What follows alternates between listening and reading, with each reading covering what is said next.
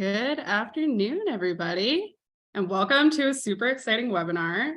This is about our direct mail launch, and we have our CEO, Stephanie Betters, here today, along with our Director of Technology, David Huffman, and they're going to go into everything about this launch and what it means for your business. So with that, I'll let Stephanie take the floor. Mute. Hey, what's up, everyone? Oh, BK, you want a copy of this recording? Absolutely, yes. Everyone will be sent a recording of this, and we will also push it out on our social channels and stuff, so you guys can refer back. But welcome, we're super excited to launch this. This has been an 18-month build, so it's been huge. For those of you who don't know, the mail provider that's doing the fulfillment is called Direct One. They're a really huge direct mail company that services all over North America. So they're awesome. They're our fulfillment side, but the rest of this is all built in directly into Left Main. So it's really wonderful. I was going to have David share his screen, but I do not see him. Maybe he's having a hard time connecting. So I will share mine. I am absolutely here. Oh, I didn't see you. There you are. Hi. Hi. We're both got the plaid on today. Very cozy. We got the memo. All right. So do you want me to go ahead and share? Yeah. So basically what we're going to do is just going to walk you guys through what it looks like and some of the functionality of it. And then if you guys have questions, you feel free to jump in and ask while we're going through everything. All right. So this is your standard Left Main homepage, what you are all familiar with. So we're just going to come over here to this waffle icon and search for direct mail. If you don't see it here under apps, you can always search for it and it'll pull it up. And then it'll load up the direct mail application. Now you can restrict access to your users by settings that we can help you set up. So we can restrict who has access to this because there is real money tied to this that you have spent. You don't want just anybody randomly spending your money, spending your marketing spend on something that they might not have been trained on. So we do have that restricted. Yeah, I messaged him, you stink, privately, and then he replied with a shrug emoji. Obi, who are you shrugging at? There's a couple questions here. I think Obi and Jim are asking the same thing. They don't see it. You guys have to submit a ticket to request access, and then we will install it for you. So you guys have to purposely opt into this first.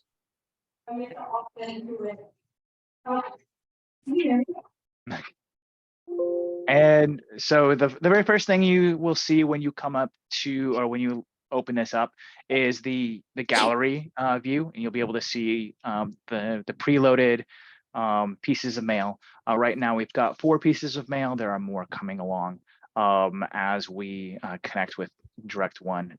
They've actually given us a long list of ones that we can start to load in here shortly. So you can start to see there will be more than 4 in a very short period of time. But for right now, we've got 1 postcard and then 3 letter options for you today.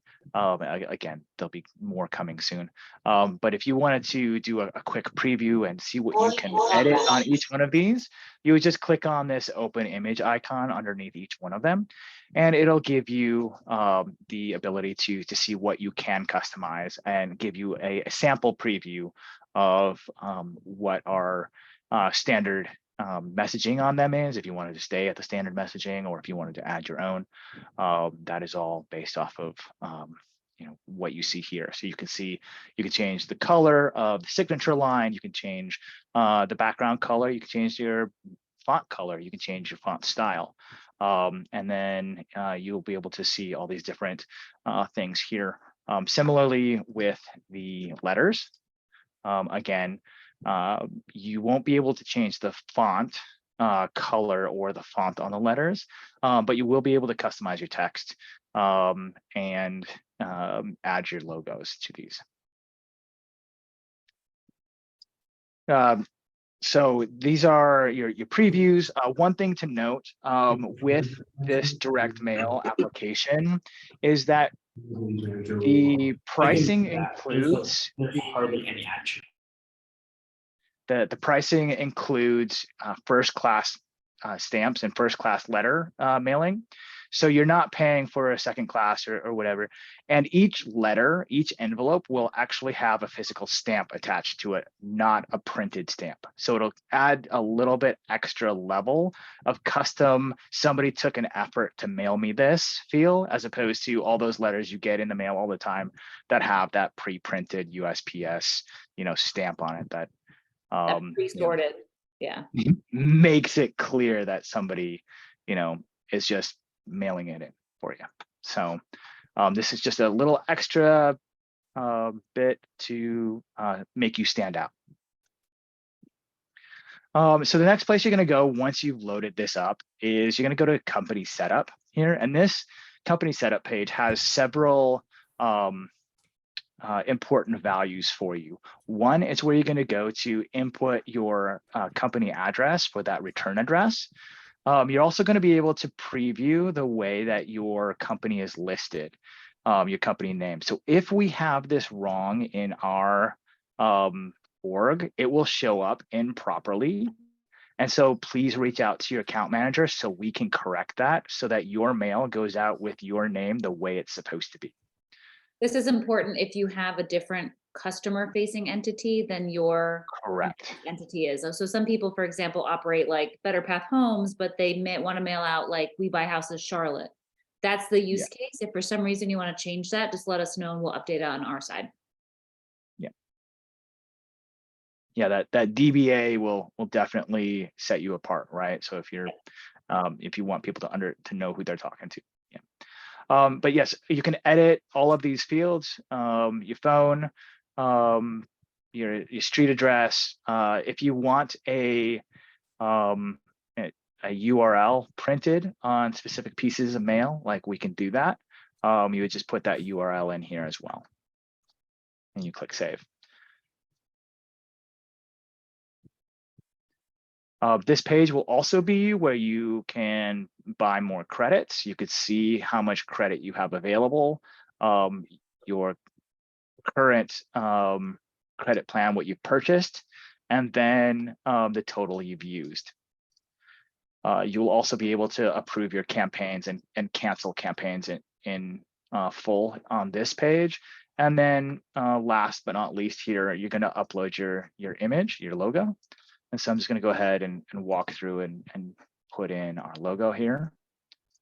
And then we can preview that file here.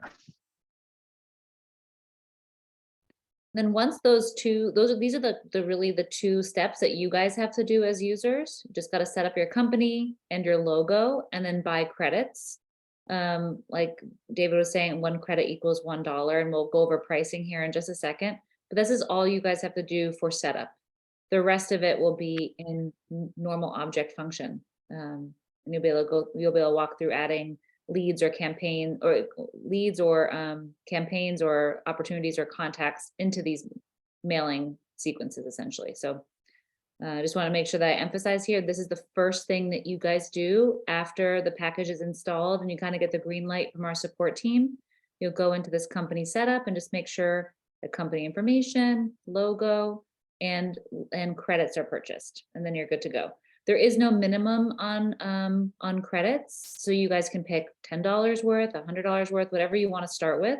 You can add credits at any time. When you add credits, they will appear in your account essentially instantly. I think it's like 15 seconds. So you can always add them on the fly if you need to. The limitation with buying credits is it has to be ACH. You can't use a credit card for it. So when you go through clicking the button for buying more credits, it'll ask you for your account information. You'll only need to add that the very first time that you're paying for credits. Then from that point forward, you can, it's auto saved. So if you have, an employee or something who is buying credits in the future, it'll be just like a credit card where, half the numbers are X'd out or whatever, and you can just see the ending balance or the ending numbers. And then you can just choose to keep doing that. So you'll have to enter in the bank account one time. and then, Yeah. move forward. Would there be a way to add like a QR code or anything like that to the letters? Super good question, Ben. Of course you'd ask that. Yeah, that is in the works with Direct One. They have a bunch of stuff that they can do to generate QR codes for us so people can scan instead and go to websites. That is going to be available in the future, but right now the only thing that is available is a URL. So you can have, like you see here, a phone number piece for like a default number piece, or you can change the campaign URL that will appear on the mail piece, or phone numbers that appear on the mail piece. Yeah, right. and we'll walk through that. We'll walk through how to update the phone and the URL. These are defaults. And then, as Stephanie just mentioned, if you want to change it up per campaign, you'd say you want to track the yellow letter campaign differently than you would be tracking the the postcard campaign, right? So you can actually have specific phone numbers attached to those campaigns. And we'll be pulling from a specific field on the campaign for that and overriding this phone number. Yeah, it's just if you don't have one, this is going to be the backup in case you didn't specify. I have another question here from Jake. How fast is turnaround time from the campaign starting to them receiving the mail piece? The mail is sent from Florida. That's where the processing center is. You'll place an order at any point during the day, and you can, and David will go over this too in a second. You can schedule even which day of the week that things process. But you have until midnight of that day to cancel an order if you've approved it already. It will drop and process at 4 a.m. the following day. So let's say it's 10 a.m. You place the order, you change your mind, you have until midnight to change your mind. Otherwise, at midnight, it'll process your credits. You'll be formally charged, and then at 4 a.m. is when the mail house will receive your order. And then the time it takes for it to deliver to the homeowner will depend a little bit on where you're mailing, but we will receive that status and report that status back from USPS into each record. So after you've sent out a couple mail pieces, you'll be able to see the date and time that you processed the order and the date that it was delivered. So we can get into that here in a second, but hopefully that answers your question. And I'm assuming all those. Oh, sorry, go ahead. I'll just say, quick troubleshooting question. When I click on the buy more credits button, the page that pops up, I get a thing that says page doesn't exist, enter a valid URL and try again. Is there something that I need to like set up beforehand in order for that to function, or am I just? Yep, I'm gonna give you the full live release, Alex. You guys were on that beta package. I'll install a full live release as soon as we get off this call, and I'll make sure that you can do it. Okay, cool, thanks. Yeah, no problem. And then I just had a quick clarifying question for all the numbers, or for all the times you were given just now. I'm assuming those are all East Coast because they're for Florida, right? Correct. Yep. Okay. So here on the West Coast, I got to watch out for 9 p.m. Well, no, sorry. You're talking about the cancellation. You'll have until midnight your local time. No, it's Eastern. Is it? Oh, okay. No, it's Eastern. Okay. Yeah, it is 9 p.m. He is correct. Okay. It's okay. I'm used to turning to a pumpkin early, so no worries. We were trying to push back a little bit on Direct One on that, but but the lead-in time, we have a bunch of processing that has to happen on processing the USPS numbers to ensure that the addresses are valid and deliverable. That runs, and then pushing all that data across, and then bringing it back if something's rejected. We need a couple of hours to process that. So unfortunately, if it's going to be printed and sent that next day, it's that is the unfortunate cutoff time. I have a question. If you want us to like hold our questions, like fine, just tell me. But it's like No, this is great. Does it have to be ordered for like to drop tomorrow? Because maybe there's a sequence we want to run, right? So we're gonna mail the same list. Maybe we drop it today. Maybe we drop another split test in 2 weeks or 4 weeks, whatever it is. Is there a way to schedule it out? Yes. Why don't you click over to campaigns, and we'll just kind of continue forward. Jim, this will be answered on the campaign. Cool. Thank But you. you bring up a really good question, right? Sometimes I have a small campaign that I want to mail. Sometimes I have a list of 100,000 people. I don't want to drop 100,000 mail pieces right now. I want to schedule out, how many I want to send per week, essentially, right? And then I also want to choose which day of the week that I want it to send. So on the campaign, if you scroll down a little bit, there is that campaign schedule section. So here, what this is asking you is, if we mail a campaign, do you want it to proceed now? Or do you want to mail a certain amount per week and then on a weekly schedule? So in your case, you may want to say, hey, I want to mail every Friday. I want it to process my mail piece for 1,000 people every Friday. So it'll run through the list, starting from the beginning to the end of the campaign members based on the time that they were added to the campaign, 1,000 every week, every Friday. So this kind of then lends itself to the previous question, trying to predict what date and time that things are going to hit people's mailboxes. It'll depend a little bit on where you're mailing, which state you're mailing from, but you'll be able to toggle this and try to nail the timing. Most people want to mail towards the end of the week so that it doesn't hit the mailbox on Saturday or Sunday, right? So you'll be able to play with this a little bit and choose, depending on where you live, which day you want stuff to process in bulk. Does that answer your question? Sweet. Okay. All right. Sorry, Awesome. David. I'll let you keep going. That's No, it's super okay. easy. It's awesome. What'd you say, Yeah. Jim? That's super easy. I mean, I use Direct One. They're great guys.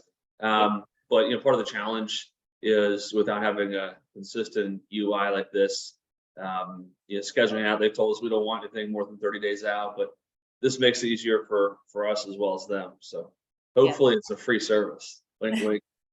Yeah, this doesn't cost you guys anything. You're only going to pay for your piece, which we'll show you guys the pricing for the different things here in a moment. But yeah, there's no cost to having the service. Yeah. Just So It's a nice, happy thing. yes, I mean, Just real quick question. yeah, absolutely. I noticed there's a phone number for the company information. Now, we have multiple numbers that we use for different campaigns. Would that be Yeah. changed here, or would that be changed inside the campaign itself? This right here is your default. If you forget to add something to a campaign, if you're creating a campaign, this will default to this. If you do, let's just walk through creating a campaign. That I think that'll clear up everything here. Okay. So we're just gonna go ahead and create a new sample campaign. Mail test. We're gonna activate it. You don't. That just helps you know that it's an active campaign. We're gonna list it as a. No, it's not in here, Stephanie.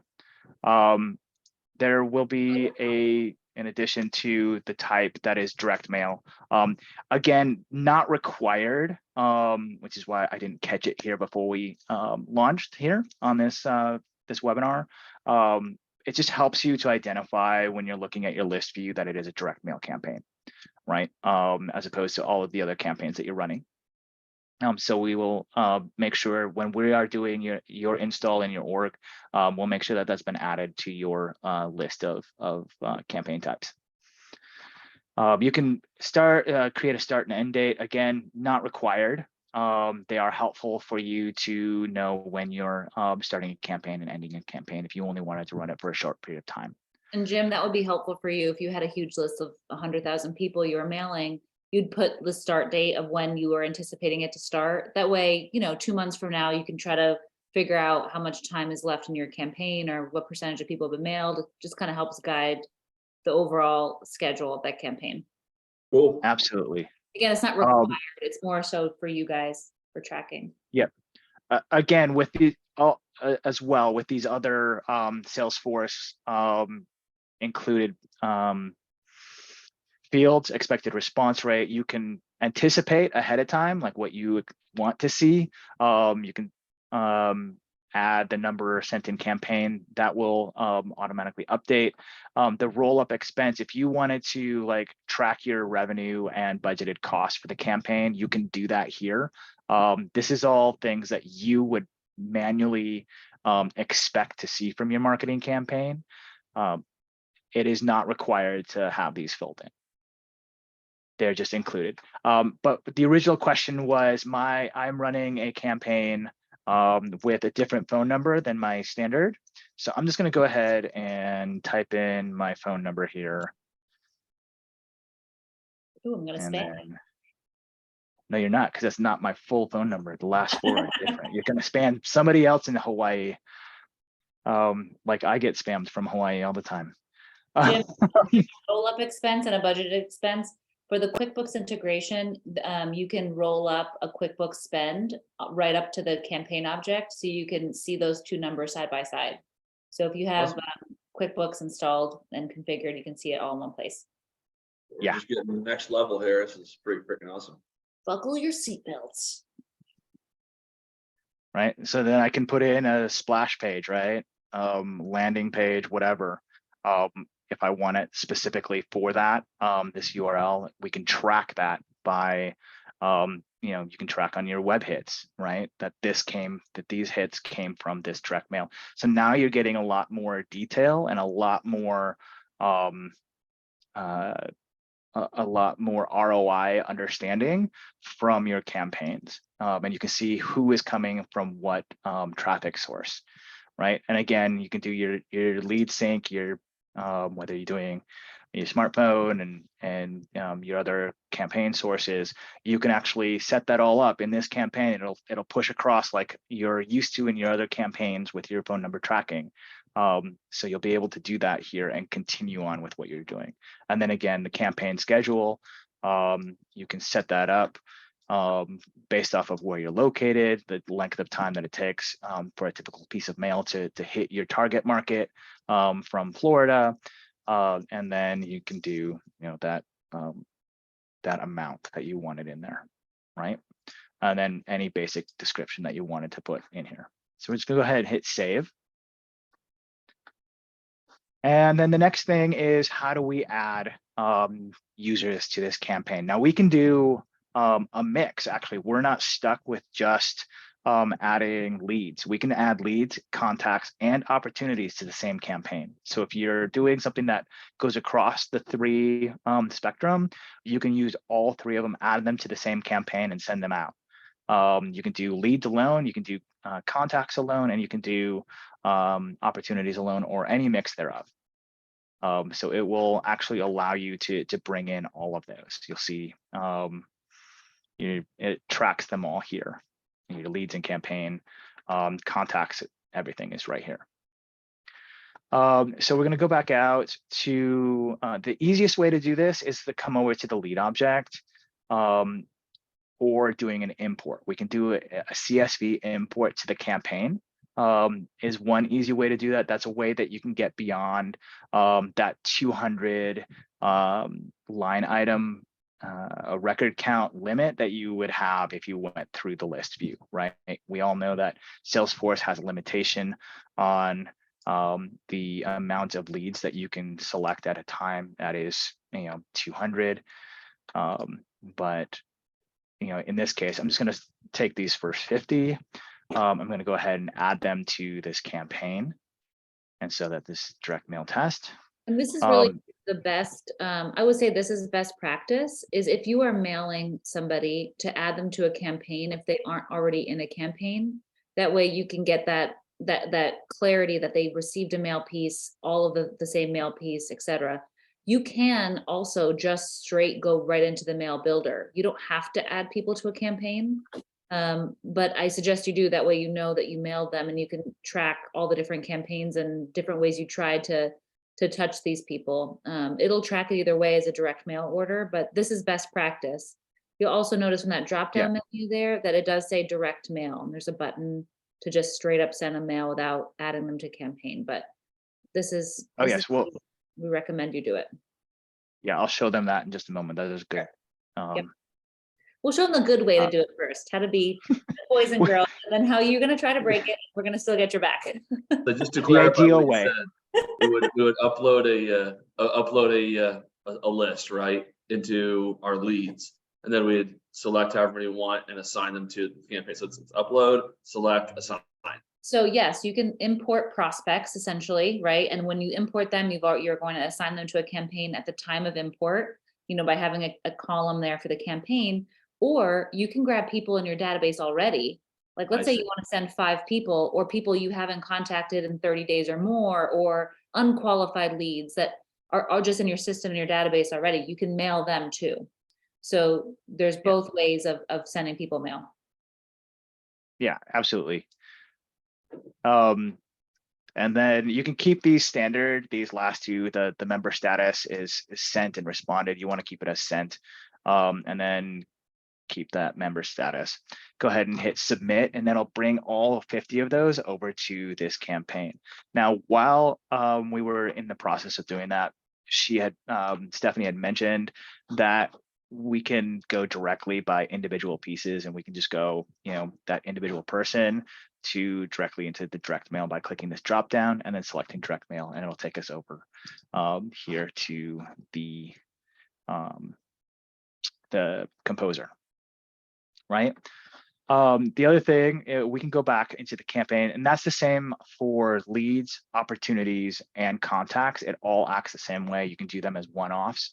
One thing that we have built in, though, for you is we do prevent you from accidentally sending multiple pieces of mail to an address or to a contact, lead, or opportunity address within a 30-day window. We do have a couple of caveats on that. We do allow you to send a holiday card. So if you sent something out in December 1 and you wanted to send a holiday card out to everybody, you can still do that.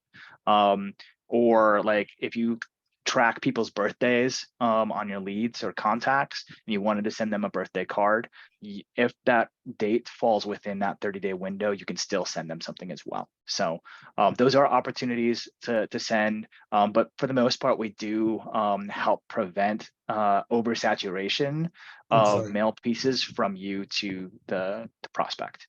David, just real quick, Yes. if our standard practice is to send multiple letters the first week, and we want a follow-up letter a week later, are you telling me the system's going to stop that from happening? Currently, we do have a prevent in there. Is there any way to override that? Because that's part of our standard practice. If that's the case for you, Daniel, then we'll take that as a custom request and work that for you. But in general, the reason why we have that limitation is if you're selecting things from list views and you are inadvertently sending it to somebody that's on another campaign already or already on a schedule, then you may not know that you're sending them duplicates. So, the default protection is one letter every 30 days. Okay. But we can look at a custom solution for you if you have something specific, and then we can talk through how you want to safeguard it so that you don't accidentally mail people a ton of stuff. All right. Thanks. Yeah. All right. So coming back to the campaign tab here, we're going to go ahead and generate this this order. So we're going to go into the composer here. The first thing that's going to happen during this loading is we're actually going to see that we're going to check these leads for whether they have addresses. If they don't have an address, it's going to be rejected from this screen. You're going to see which ones are rejected. If there's multiples, which there are quite a few, including this one, which is missing a zip code. So we can't send a piece of mail that's missing information, right? So we're just going to go ahead and click on proceed with valid. You can also click on go back and update those leads and contacts and opportunities that are missing those addresses. But we're going to go ahead and just proceed with what's valid. So we can scroll through and see that we've got 6 individuals or 6 leads that we're going to send to with valid addresses. And then right over here, you could be able to see the cost per piece, right? You'll be able to see that small cards, the 4x6s are going to be about 57 cents to send per piece. The larger cards, the 5x8.5s are 65 cents. And then the full size letters are going to be about 77 cents per piece, right? Object here one more time. Sorry, David. Absolutely, please. These prices will change if postage prices change. So we get the negotiation on postage and try to provide the bare minimum there that we can all pay for postage. So every year postage rates do change. So we'll see what the postage rates changes in January for, but that'll all be reflected here. And you'll be able to see what the full all-in cost is here. But just do note that, you know, as the government changes postal rates, we will adjust the cost here. So you guys know. Brandon got my next, I was right about to hit that question. So there, this is the price. There is no minimum price, and there is no, meaning like you don't have to send a certain number of cards to get this price. And you don't get a discount for sending more pieces. This is the big bulk rate that that Left Main was able to get. Yeah. I think actually, Chuck, if you're on here, do you want to speak on the envelope? It's my understanding it's a legal size envelope, right, for the letters?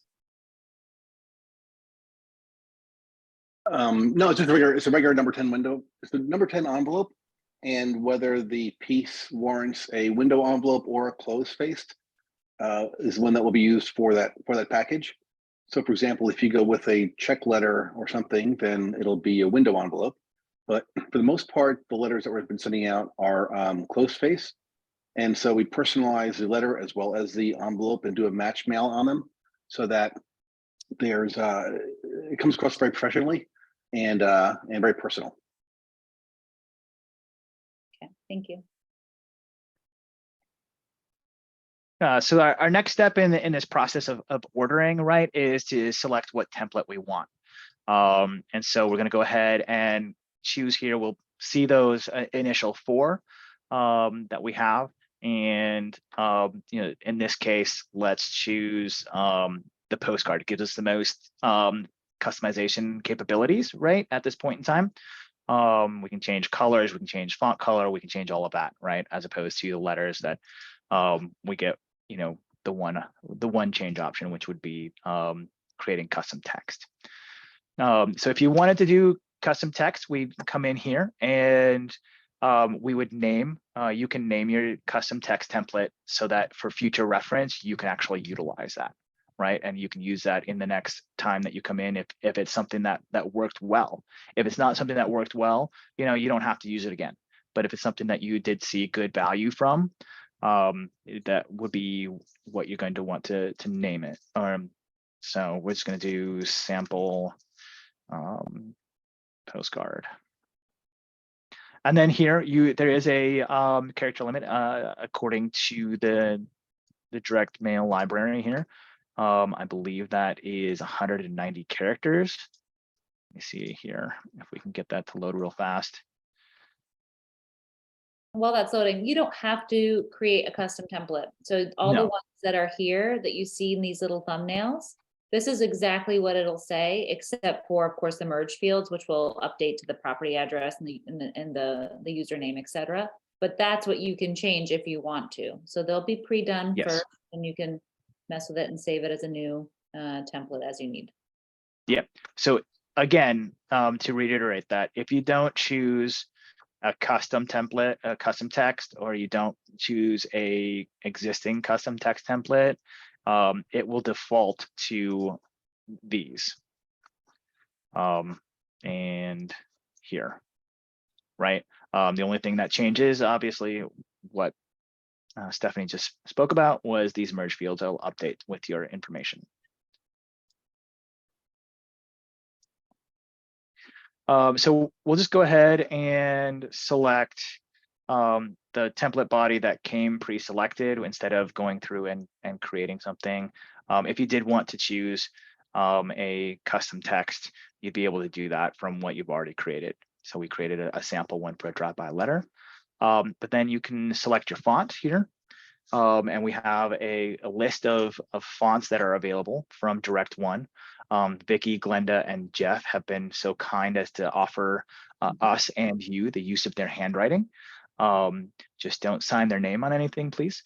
And we'll be able to, you know, choose from those. There's also Mansalva, which is a readily available handwriting text with most font books, and then Calibri if you wanted more of a text style typing. So we'll just go ahead and let Glenda write this for us. And then we can choose our font color. So we've got this really nice little picker, or if you know your RGB colors or your HSL or your hex colors that you want to use, say if you have, have chosen your hex colors very specifically for your marketing purposes, you might want to standardize with those hex colors, right? And so you can actually add that and they'll pull that up for you. Or you can do your sliders. And so let's go ahead and choose this as our font color. Click in there, select. So now you can see my primary font color matches that hex code. Again, with the secondary font color, this is on this card, right? The secondary font color is the signature line. So you can have that show up differently or the same color. So we went with green last time. Let's go with a bright blue to really make it stand out. So that's the color we're going to choose. I'm going to select that. And now we can also choose the card color. You don't have to go with white.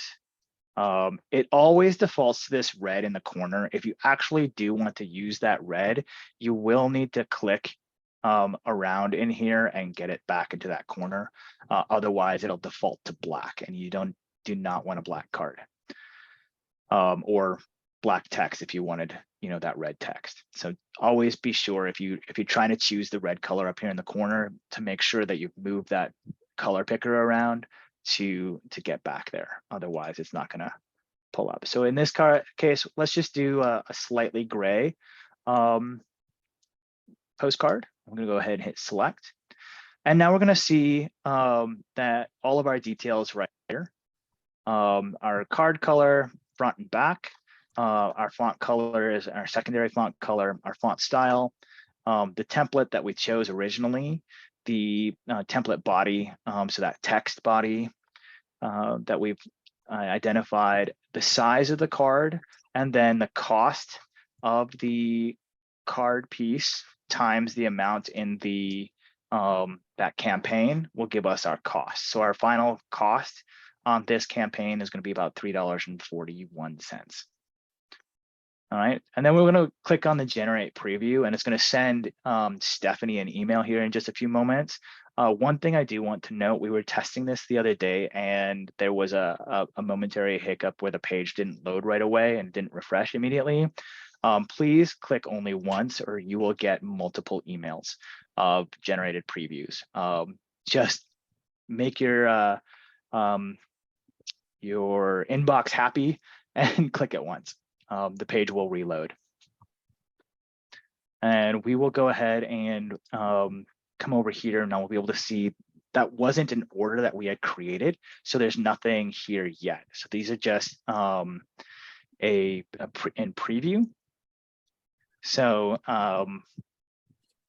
Stephanie, go ahead and let us know when that comes in. But I'm just going to show you here on the lead, right? We can go do an individual. So we're just going to choose Susie to send something to. We can send something to Susie even though she was pre-selected for the other for the campaign, because it's only a preview right now. She can be added to multiple campaigns, so you can actually test out different templates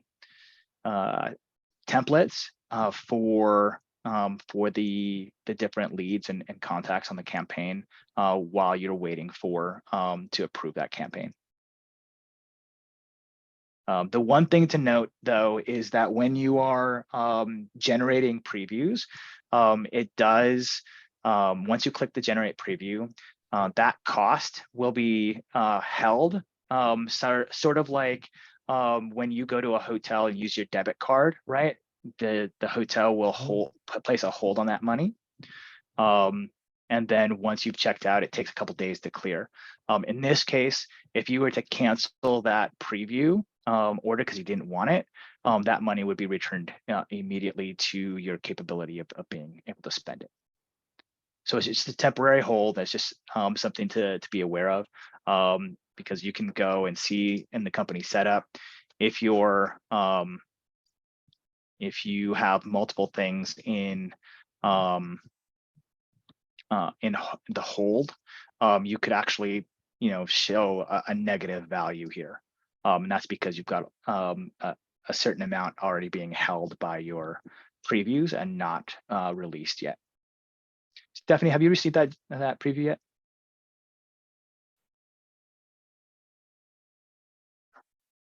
You're on mute, Stephanie. Oh, whoops. No, I haven't. I can pull up an old one though to show everybody what it looks like while we wait. Generally, it just takes a few minutes for it to hit your inbox, and it'll hit the user's inbox of whoever is sending the mail or going through the builder. But we're live, and that's how things go. Let me grab Generating user. Yep. Yep. Let me grab what a sample looks like so you guys can kind of see. I'll share my screen here. And when the other one comes in, oh, I can't share while you're sharing. My apologies here. Let me stop When sharing. the one we just did came in, I'll pop it open here just so we don't keep people waiting. But basically, you'll get a PDF file sent to the email of the person who's processing the order, and you'll be able to see front and back page. So this is an example of a letter with the logo at the top and all the settings and the phone number, and you can verify that this all came through correctly. So every single person that was on that list, so in this case, there would have been 6, you'll get a PDF with all 6 of those people that you can scroll through and make sure nothing looks crazy. Like, for example, I would see this and say, oh, shoot, that address was valid, but it's all capital. So maybe I would want to go back and change it as an example. Right. Okay. So you'll be able to review every single one if you want to. Yeah, and then you can, what I would do if you saw that in your campaign and you wanted to go back and change, you can go into your direct mail order tab, find that record, and then just cancel that one record. Or if you wanted to just find that record in your leads database, update that record, cancel the entire campaign, and just re-upload that campaign again. Yep. You want to share your screen back to there again, David? Yes.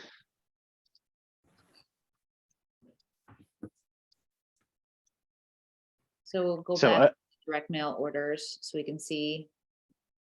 We'll just pretend that we like our order, and then. I'm actually not seeing those 6 come through yet.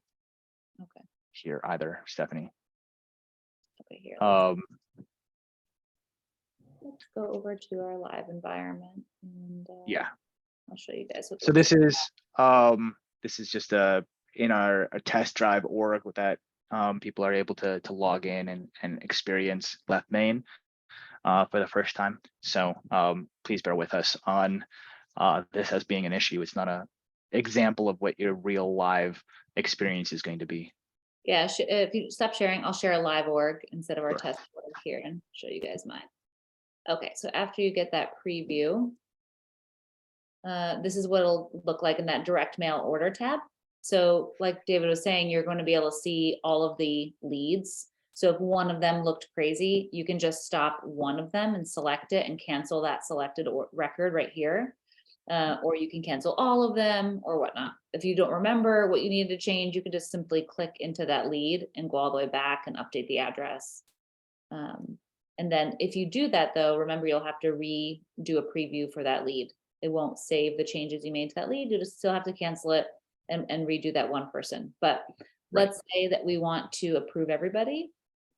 You can either select the ones individually that you want to. You can select the entire list, up to 200 at a time, and click these buttons, cancel all selected orders or approve those orders.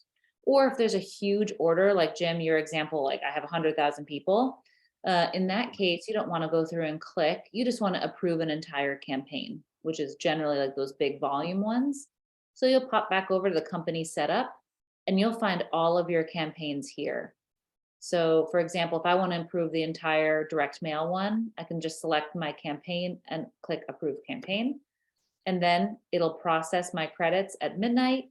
So I have until then to cancel it back in my direct mail order tab, and then it will get processed the next day. And same thing with canceling. If you want to cancel the whole thing and you don't want to do that individually, you can cancel a campaign here. The whole status of all that will show up in your direct mail orders. So the status will be approved at midnight. Right? It should have updated everything that was in that campaign to approved. This In this person- case, I'm not sure that these two were in that campaign. Exactly. This lady's not in that campaign. Yeah. But I'll So- pop her to kind of finish this example because this is one that I've done an order with before. So you'll see which campaign she was really in. She's in Need to Sell Fast. And these are the direct mail orders that have been processed on her before. So I can see that this lady has had mail pieces. Now, these are previews, right, in this case, but if I had sent mail, it'll show me the sent status here. Yeah. Right. I have a question. So on that screen right there, so a lot of times there's the property address, there's the owner address. Which address is sourced to see if somebody's received mail before? So Is it- super good question. Let me pop back over to our test org and I'll show you. Basically, if it's going to assume the lead address, let me go into one. It's going to assume that this address here is the person's address unless you express otherwise. So the lead address is the mailing address. Down here, if you scroll down, you'll see the two categories, the property address and the customer address. You know, if the customer address is different, it'll mail this address, but it will reference this address. Good. So for example, are you looking to sell, 21 Independence Drive? That's what it's going to reference in the card, but this is where it's going to go. Does that make sense? Yep. Okay. Yeah. So property address versus mailing address. Yeah. Yep. But if this is blank, it's going to assume that it's the both for both of these, the mailing address and the property address. Cool. So when you import, Jim, you'll have that on as a field. So when you import it, Yeah. it'll populate both.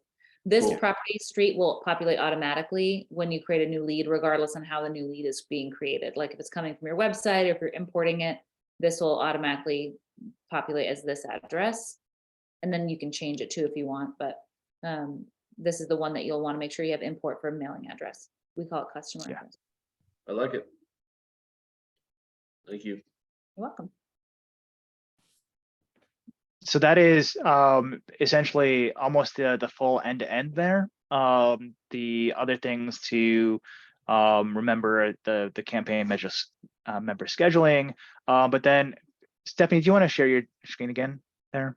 Sure. Yeah. And I've got a question. And we'll just from Jake. follow up with the dashboards and reports Oh, to sure. finish off, Yeah, sure.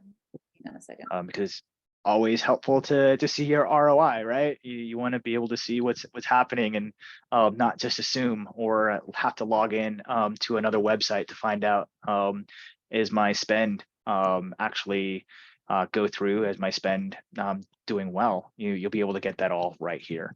Oh, my And we've dashboard. created, gotta love the dashboards. Real quick, looks like Jake has a question. I'm confused about the custom templates. I want to use this for pre-foreclosure cadence and letters. Can we edit the existing letter template and put in custom text in the body of the letter? Yes. Yep, you certainly can. Yep. I'll walk you through that here after we do the dashboards again. We'll just pull that back up just on one record so you can see it, Jake. Yep. It'll give you character limits per paragraph so that you know which size and how to make sure that it fits correctly on the page and things like that. Yep. Okay. So we've gone ahead and yeah, we haven't sent anything. So there's no values in this org because this is brand new, right? In this org. So you'll be able to track your orders sent this week and this month, your response rate for the fiscal quarter. You'll be able to see your spend per week, month, quarter, and year, all in one dashboard. You'll be able to see it all right there. You'll be able to see opportunities created this week, this month, and then your responses by the type of mail that you sent out. So whether it was a postcard or a letter, what type of letter was it? You'll be able to track all of that right here.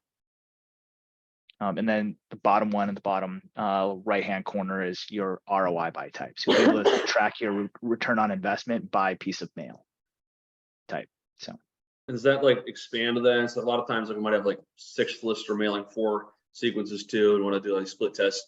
So you can kind of stack them up. We can kind of dive a little yep. deep. So, Yep, you can go ahead and click on the little links at the bottom. Yep. And it'll launch you into, again, one- these haven't had any responses You know, just yet, but It's always tricky with a demo It's or, great. Yeah. but here is the response rate overall, and then you can look at response rate by campaign here. So let me just show you kind of the editor. You can stack them by campaign too and see how many were sent versus how many were marked as contacted. That's kind of the most true way we can figure out the contact rate is if that checkbox contacted is marked. So that's what we're basing it on, because you'll have a bunch of people in the system that you've mailed as prospects. And then I want to know how many of those had actually rang your phone and clicked that contacted box. So that's what this is using for the math. Yeah, and again, that's where the power of Salesforce's campaigns comes in, right? They're all campaign members. They're all marked as sent.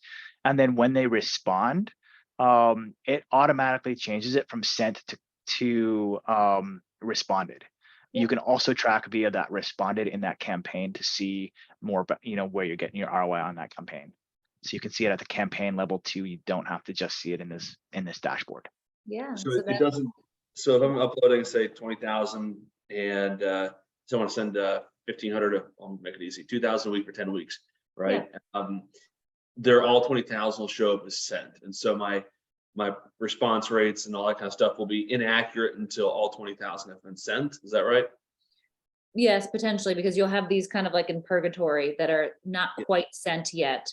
Sure. You'll see on the direct mail status here, the status being preview sent received. There are other statuses. I'll show you. In process, rejected, delivered, returned. So you'll be able to sift out some of those kind of purgatory leads, but that specific report does not account for the things that are scheduled but not quite sent. So if I wanted to see how a campaign was doing before it finished, then I could just split the same campaign up into 20,000 is due 2,000 a week for 5 weeks and do the same thing again for the other 10,000. Yeah, exactly. Yeah. And if you mail that person several times, then you'll also be able to see which one they actually responded to. Right. Not just that they responded to a mail piece. You'll be able to say, hey, they got sequence number 3 if you mail them in different increments too. Love it. Yes, Jake. Sorry, we will have that. I apologize. I jumped in there real quick. Oh, sorry. Yes, cadences are next. For right now, it's just one-off scheduling, but early next year we will release this. It's just integrated with the cadences too, which we're really pumped about. I am so sorry, Jim. I cut you off. Would you please? No, I was forgive me for that. And thank go you. ahead. I was blowing smoke up your ass, so you don't. I say it again if you want. Y'all are awesome. I really do appreciate this. This is a wonderful. It's been a little bit of a. I've been kind of just throwing mud against the wall since we switched left main with regards to tracking our direct mail ROI, and this makes it better than it ever was with anything else. So thank you. Yeah, you're so welcome. It's tricky. I mean, we're so spreadsheet dependent for direct mail, and getting them all in one place has been tricky. But. Right. Any other questions? Do we have any other questions? Yeah. I'm going to pop back over the library here, just so you guys can kind of see this too. So this is going to be constantly updated. We're working super close with Direct One and formatting templates that not only you can use kind of turnkey like these, but that you can also edit and it's formatted properly for you guys. But you'll see that this library continues to grow. Just like everything else, we are super receptive to feedback. If you have a piece that you love and you want to recreate, send it over to us. Let's see if we can get it uploaded here as a standard.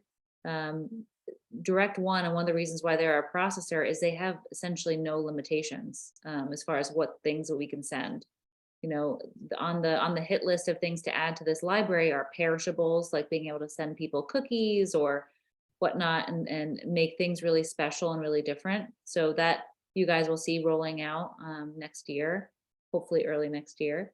But we're starting with the basic mail pieces here, and then you'll see more and more populate. But please send us things that you love and that you use all the time. We're happy to get those in here too.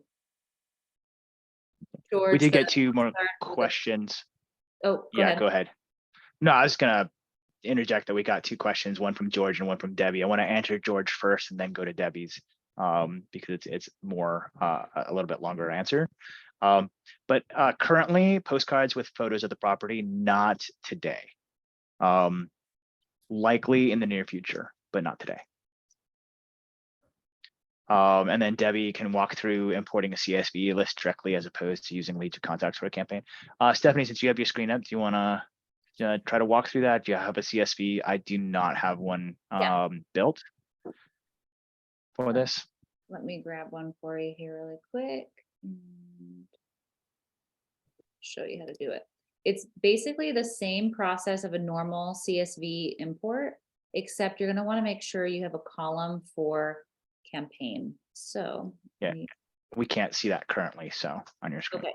Oh, sorry. I got this right here. So I'm gonna share my screen. You know what I'm gonna do? I'm gonna share my whole desktop so I can show you both.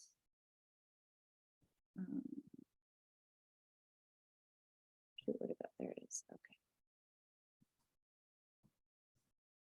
Okay, so let's walk through desktop. There you go. Okay, so let's say we are importing to a campaign that already exists. Well, I guess I'll just go through all of them. Those are the 2 scenarios, right? Either you're creating a brand new campaign, you just bought a brand new list and you want to label it as something new, or you want to add people to an existing campaign. So just like David walked through first, you can go through creating a new campaign, labeling it, etc., choosing your type and all the goodies on here. Oh, whoops, I'm in the wrong. Hang on, let me go back to my test drive org here. Okay, here we go. So same thing, you can put all your stuff in, okay, just like normal. And when you click save, your screen will come up. At the very top, that's the number that was generated for your campaign. So this is the unique identifier for that campaign. It gets generated as soon as you click save, and it's up there in the URL bar. So when you're preparing your CSV file, you need to create the campaign first, so you get the unique identifier, and you're going to copy it and paste it into your campaign, to your CSV in the campaign section. Okay, so this is just kind of a sample import file, right? Where you're going to have the name, blah, blah, blah, blah, blah. This is the only thing that you need to add is that campaign number, and then just add them to everybody. Add it to the whole thing. So that everybody on the list is coming into that same campaign. Okay, then you click save, and you come back over to your leads, and you'll see there's an import button. So click import, it'll pull up, let me make this a little bigger. It'll pull up the import wizard. So you're choosing leads. You're going to always choose add new and update, because this may be a list, like maybe you buy a vacant list and you have them already as a absentee owner list or something, right? Or foreclosure list. So you always want to do add new and update, because you want to be able to stack these campaigns in the event that people are more than one. You're going to match the lead by name. You can assign them to a lead source if you want. But the important things here are assign these leads to a campaign, click that box, and then you click the record type as a prospect. Okay, they're not quite a live lead yet. They haven't opted in. They're a prospect. And then you click CSV and you choose your file. That's it. Then you go through the import next, and it'll bring them all in. And then when you're done with that import, takes, depending on how many you have, it just takes like a minute or so max. Then when you go back to your campaigns, you'll see them in there as prospects and as campaign members. Yep. And then the normal process continues. Also, I do want to note from that campaign import or that data import wizard, there is a drop down. If you do choose add to campaign, there is a drop down menu to choose from the campaigns you have previously built. So if you have that campaign built, you can choose it right there. If you forgot to create that column, that is available for you to select from. And then you'll see them here as campaign members. And then you can just select the entire campaign, right? If I want to mail everybody in this campaign, and click direct mail. And then you go through that building process of, choosing your stuff. Can you explain your question a little bit, Debbie? Your follow-up there. You want them to be kept even more separate than prospects and homeowner?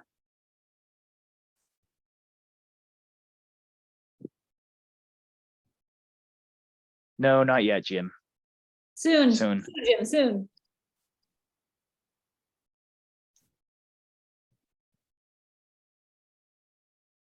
Debbie, do you want to expand a little bit on your question?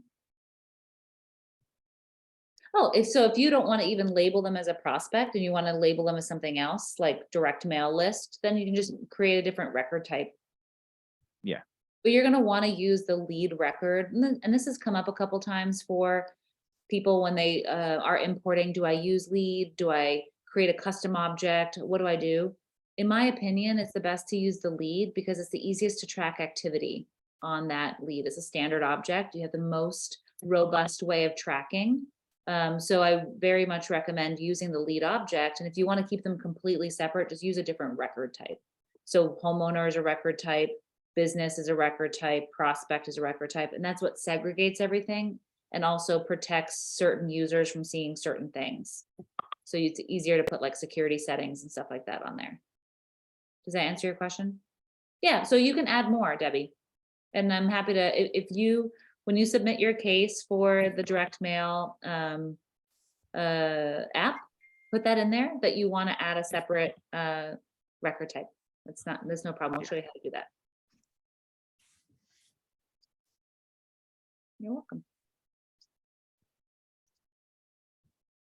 Anybody else? This is a big one. So if you have any questions, they're more than welcome. Stephanie, just one question. Seeing as you guys don't do geocards, we're able to order our geocards from Direct One, but are we able to import the list still on Salesforce so that we have those names? And not so much placing the order, but at least having the records so we can track the ROI and or forget the pricing, be able to track those customers. Is that possible or not? Yeah, so I would still then upload them as a prospect to a campaign. Same exact Okay. process. All right. Yeah, you're just not going through the order process at that point. Exactly. Yeah. Exactly. No shit. Yeah. Oh, pretty cool. Easy. Wow. And then Yeah. this recording is going to be made. This is gonna be my tutorial. You know, I'm not doing this. This will be our tutorial for Danny Ref or whoever else to do it. Yes, yep, we'll have this will be made available, and then we're going to add a ton of stuff on our training portal. Your account managers know how to help you with this, tech support. So we are. Why? This is coming to you. Just give you a heads up. This is taking a tremendous amount of discipline to keep my ass in the seat this long, but it's been great. I'm gonna shut up now. For your honesty, Jim. Thank you. All right, cool. Well, welcome all of your feedback. If you're interested, please submit a case. We'll get it installed into your org. You guys can start going. If you're using mail pieces that you want to see part of this and into your org, let us know. We'll put that on the fast track.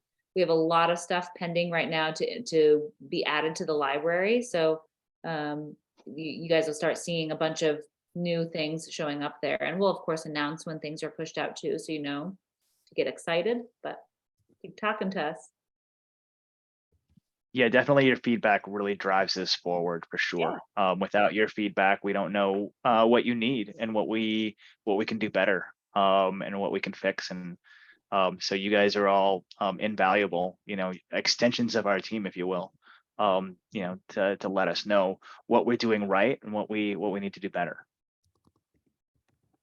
Definitely. You guys, this is awesome information and looking forward to seeing all this and more keep growing in the future. So Thank you so much, John. no problem. All right, awesome. I'll let you guys wrap up. If I don't see you all, happy holidays, Merry Christmas. Let's send some postcards and some letters. Go kill Q1, right? Thanks, Merry Stephanie. Christmas. Appreciate the time. And David. All right, you. bye everyone. Bye. Thank you guys. Take care.